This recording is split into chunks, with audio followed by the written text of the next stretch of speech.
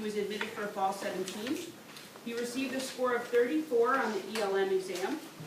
Which of the following is true regarding his math competency requirements? He can begin taking college-level math in the fall. B, he will be required to begin his remedial math while attending the FAST program in summer 2017. C, he can take his remediation courses in his senior year of college. D, he must satisfy the ELM competency requirement within 1 year of enrollment. E, both B and D. F, none of the above.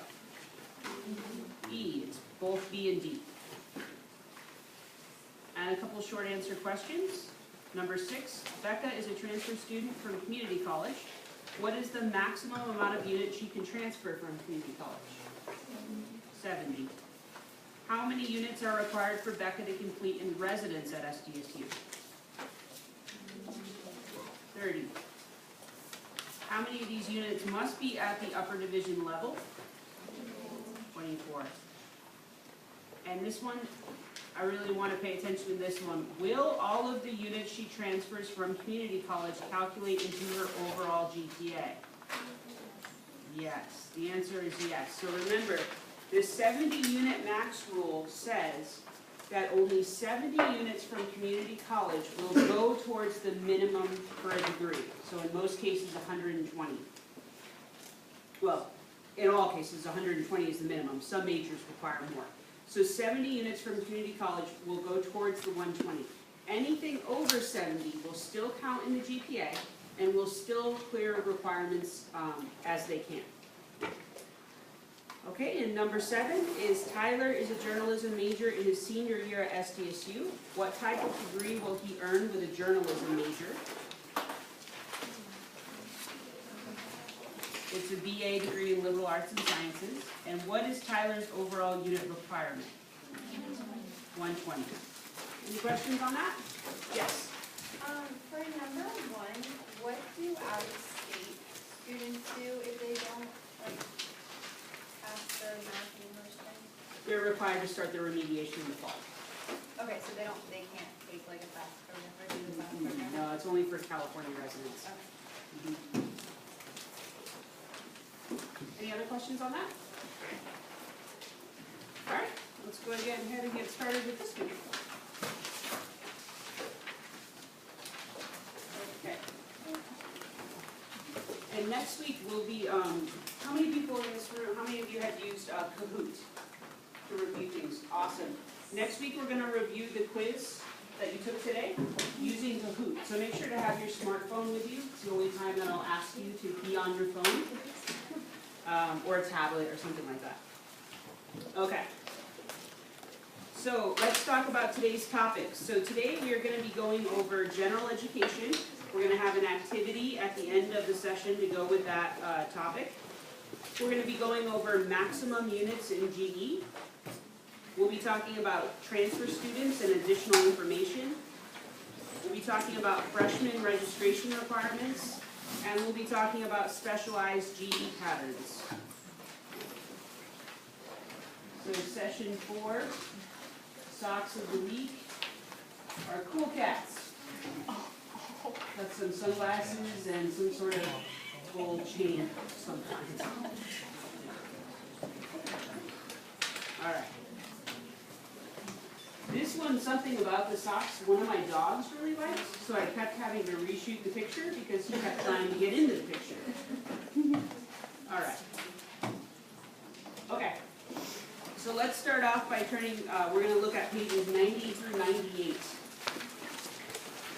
So the 9th degree, or graduation requirement is the general education requirements of a bachelor's degree.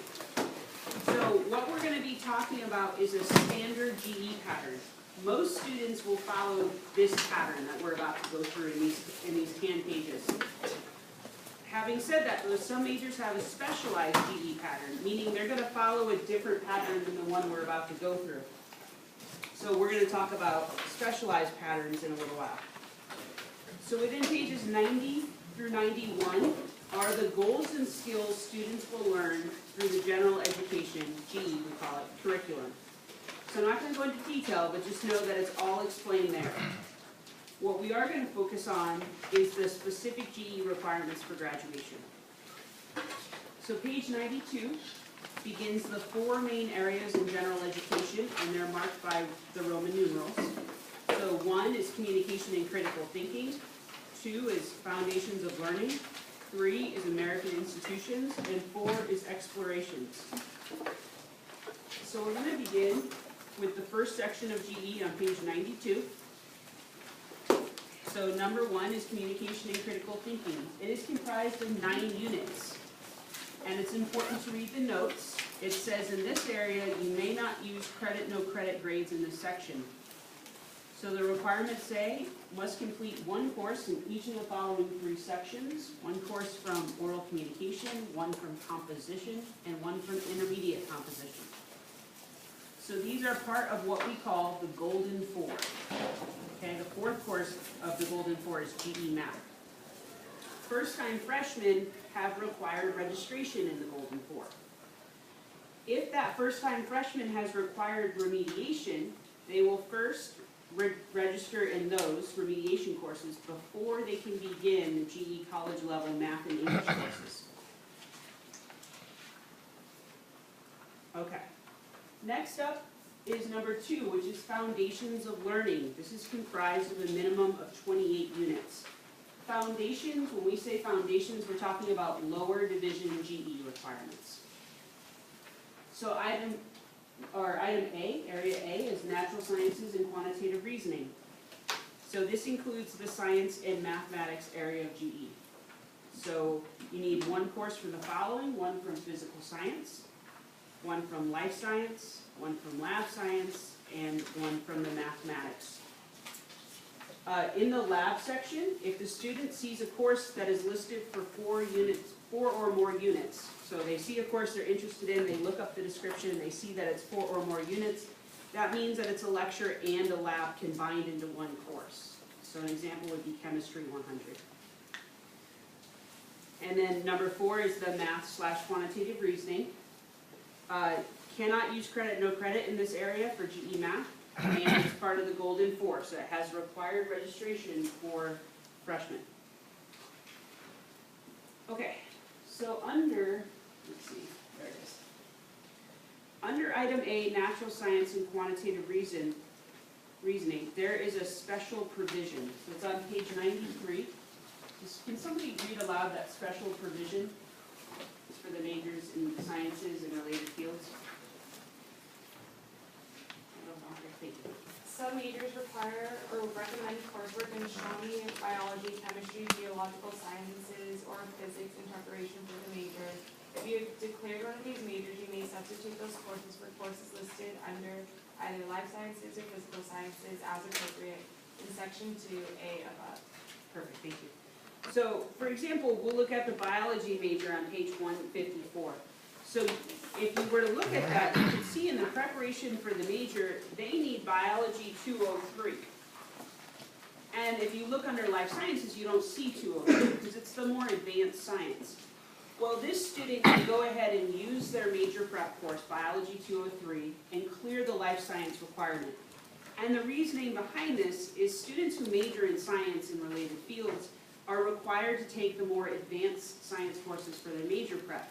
We don't want to penalize them by requiring a more introductory course for GE. So we'll allow that more advanced science course to satisfy both the GE and the major prep. The degree evaluation will automatically use the more advanced science course to satisfy the area, so no manual intervention is required. Any questions so far? Okay. Oh, yep. So does it list, like, what majors are, you should just know when you are declaring? For the special provision? Yeah. Well, if you're a science major, for example, and you have a biology 203, then yeah, it'll cover the GE. Okay. Does that make sense? Yeah, I'm just like getting confused reading, like, you can pick from this list above and below, and this way. And I just didn't know which ones, so. Okay, makes more sense. Thanks. Does that make sense? Kind of? I think she's asking like what majors don't have to take that these science classes, and you're saying all the science ones, right? Any major that requires the more advanced. So if a chemistry major is gonna require, or actually, so let's say an engineering major is gonna require chemistry 200, right? We're not gonna, and let's say that student tests into chemistry 200, we're not gonna make them go backwards and take chemistry 100, even though chemistry 200 is not on that list. Does that make sense? So it's just the next level. Yes?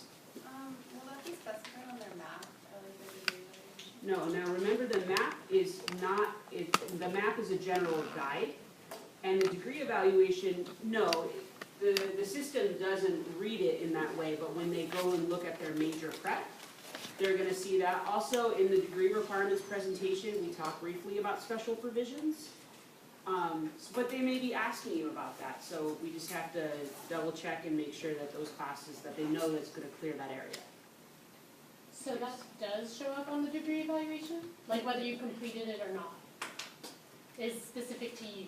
So like, Yeah, when the student, the degree evaluation is unique to you, and we'll be going over the degree evaluation in session 7. okay, So let's say a biology major takes that biology 203 for their major prep. In their major prep area, it'll clear, and then in the GE life science area, it'll clear. oh, okay. Yep. Yes. How do you know what majors those are that can have that duality?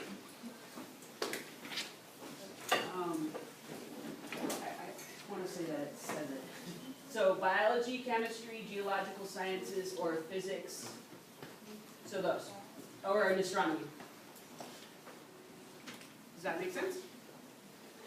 And then, but it's saying they have recommended coursework, so it's not necessarily just those majors, like engineering, for example, has physics and it has chemistry. So you'd have to go look in the major prep to see what kind of courses they require. Any more questions on that? Yes. So it would basically be like, if their major prep had classes that were a higher level than these, it would more than likely clear, but you would just want to double check on that? Just like, Yeah, so if it requires a chemistry 200 versus a chemistry 100, we know that that's going to clear. Yeah, yeah.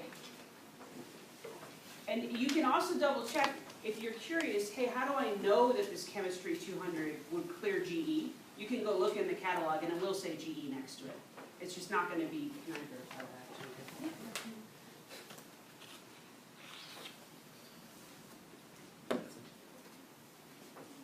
that? Okay, so everyone turns to page 168, and it doesn't seem.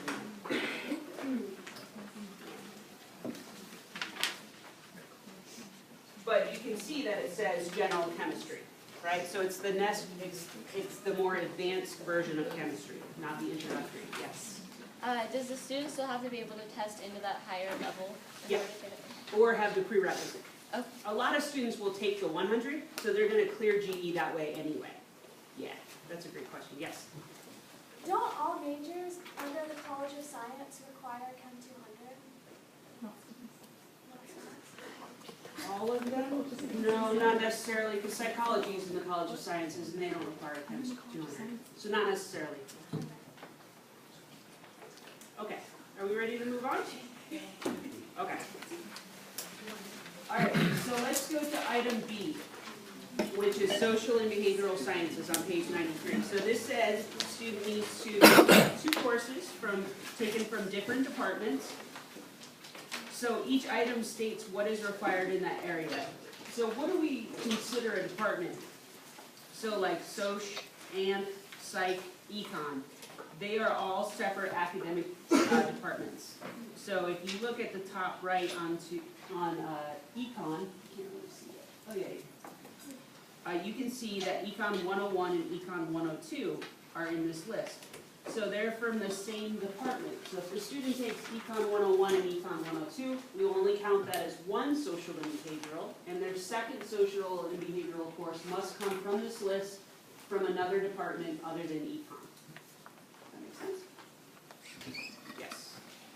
So I know, just like econ specifically is one of the major prep for business. So does that count for their GE and major prep? Then And we're gonna talk about double Okay. counting, yep. Yep, absolutely. Okay. Next area is item C, which is humanities. So this area has 5 different categories, and students need